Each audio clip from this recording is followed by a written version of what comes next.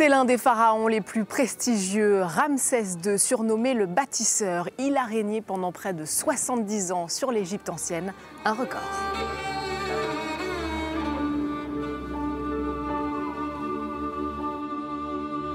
Clou du spectacle de cette exposition, le sarcophage du pharaon prêté exceptionnellement à la France. Sans la momie de Ramsès II, trop fragile pour voyager depuis l'Égypte, le cercueil a été installé avec d'infinies précautions, un trésor de plus de 3000 ans.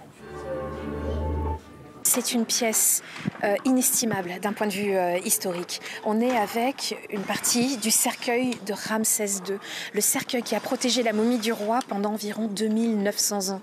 Alors c'est un coffre qui est en cèdre du Liban, qui a été peint avec la représentation d'une émesse, cette fameuse coiffure rayée. On a l'uréus, le cobrade royal sur le front, les sceptres qu'il tient en main avec les bras croisés sur la poitrine.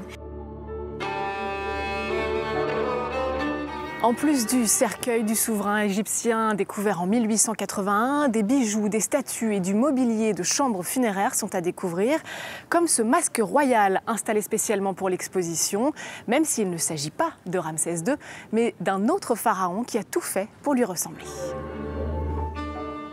C'est un objet absolument extraordinaire, extrêmement fragile, extrêmement restauré, c'est-à-dire parce que c'était... Ce masque, au départ, était sur une âme de bois qui a disparu. Donc il a fallu reconstituer le support sans abîmer la feuille d'or. C'est un objet absolument extraordinaire, quoi.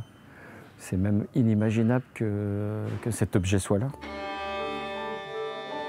Si la momie de Ramsès II n'a pas pu faire le voyage, on peut tout de même admirer ces momies d'animaux découvertes en 2018 et jamais présentées à l'étranger, comme ce lionceau ou ces chats, qui témoignent du soin apporté par les Égyptiens aux dépouilles après la mort.